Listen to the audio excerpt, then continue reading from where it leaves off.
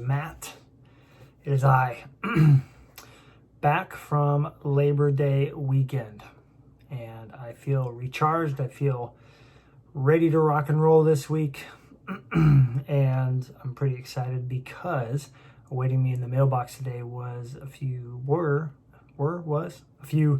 pretty cool pieces of flurry mail. So this is going to be a flower edition of a mail day here. All flowers, nothing else. So I'm going to show some cards that are pretty exciting, and then I have 4 that all go together to complete a quad parallel run, which is super, super cool. So stick around for that.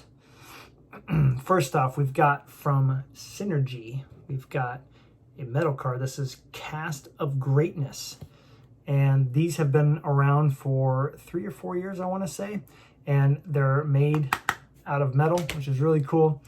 And it really reminds me of the 90s and cards that, you know, kind of had unique materials and all that good stuff.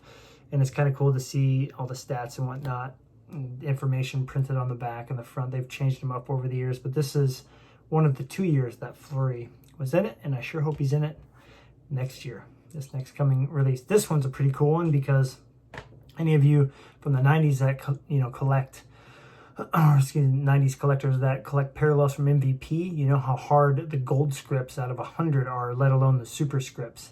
And this gold script from, got to get this right here, I'm trying a new camera thing. This gold script from 21-22 MVP, these were 1 per 3 boxes of retail. And to get one, I mean, I was guessing that the print run was 100. I'm thinking it's a lot less. So this is only the second one that I've seen in almost a year on eBay. So to get it for less than 10 bucks, yeah, I'm pretty stoked. And these are the type of cards that I love chasing down for my PC. 2 really rare cards here. I'm going to start with this one. Upper Deck Extended just came out. You've seen us talking about that on the roundtable a couple times. We really love it. We really love the variety. Loving the inserts, loving the parallels. And every year an Upper Deck release comes out. Now that they're doing Series 1, Series 2, and Extended, the high glosses are the chase card. So here's Marc-Andre Fleury's high gloss. His only high gloss in a Blackhawks uniform, most likely. So really, really happy to get this one. And without EPAC, I probably, if I didn't get this one, I likely wouldn't have been able to get the ones from EPAC because those don't come up for sale on ComC unless they're asking crazy amounts. So well worth it for that one. And the last one I'm going to show that's not with this quad of inserts that go together is a super sneaky tough one. It was a really tough product to open from Panini back in the day. 1314, totally certified. This is the green, and it's got that real fun Dufex action going on, and it is out of only 5. So yeah, super, super cool. I got to give Chris, MAF collector, MA Flurry collector, excuse me, on Instagram a shout out because he linked me to this thing and I did not see it. Because in a scan, it does not look like this at all. The card does not look this green. It looks very just blank like the base. So I think a lot of people missed it if they didn't have it in their saved searches. So quite happy that it only went for the amount that it did. Next up, we're going to go through these 4 that all go together. And it's funny enough, I don't have the base insert. I think because everyone that I've seen has been from Canada and the shipping is, $3-4 American, and by the time it comes out on EPAC, I'll be able to get one for 25 to 50 cents. So I'm going to go through these in order. This is a callback to a set that came out in basketball, and they did it last year, but this year I think they look better. I really do. So this is the Reflections. I'm going to start with the red, we're going to call it, out of 500. Beautiful shine on this one, as you can see.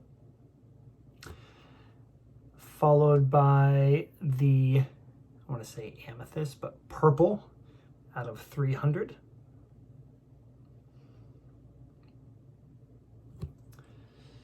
After that, we've got the second toughest one to pull, and that is the emerald or the green, and this one is out of 100.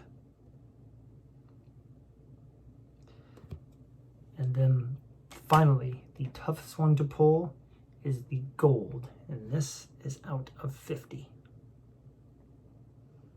Just love the way that the shine works, not only in the gold part of the design or all the other colors, but also where the bigger picture of Flurry is. You can see up there. So they got the picture on the back as well, nice and clear with just the background on it. I will have to say that despite the fact that he did not do very well in his Chicago stint, mainly because the team was just not very good in front of, especially the defense, he looks really good in his Blackhawks setup. He looks so good. I think the best picture out of all these with the Blackhawks gear is the one they used on his high gloss. I'm very, very happy again with how this looks because of the gold cage that they have here. Excuse me, like the bronze cage that goes really well with the pads, because he had this cage with the yellow, which looked decent, and also the black feather mask is a tribute to a lot of the Native American tribes in the area of Chicago. So I thought that was really, really cool how he had a designer do that for him. And another fun news, kind of, I don't want to call this inside info, but I got a hold of Marc-Andre Fleury's mask designer, and I said, hey, is he going to have a new mask this year? Because, you know, the Beast mask that you're seeing right now, the one that he wore with Minnesota, that isn't that old. It's only maybe 25 games old. And I thought, he's probably going to break it out and use it again. Well, he's not only getting a new mask, it sounds like he's getting 3 new masks this year. So I don't know how that's being used. Hopefully he makes the All-Star game and he can break one out for that. I know he likes to do that kind of stuff. That would be really sweet for me to see him on the big stage. Or maybe they're doing some kind of a throwback night, old school Minnesota Wild throwback night, and he'll have a helmet and pads for that. So really excited. Last thing I'm going to say here before we get to closing is a pretty big decision that I made for my collection.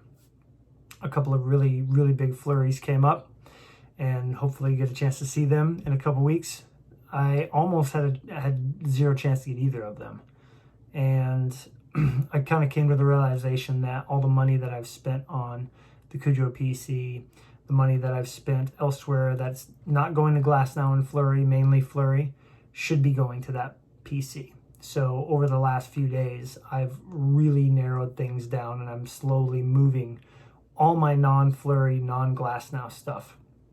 Anything that's very sentimental to me, I've kept, especially cards that my dad got me when I was a kid. Those aren't going anywhere. A couple of Mike Kramer cards, as you know. But other than that, I really feel like I don't want to put myself in a position to miss out on some of my most wanted cards because I'm spending money elsewhere when nothing pops up for 2 weeks or 3 weeks. You know, so be patient and wait for something cool to show up, because then the cards will mean a lot more, like these do. So in closing, we are still doing our giveaway until the 18th. So you've got 12 days left to enter into that. We got some exciting news coming up. Our podcast is this Thursday.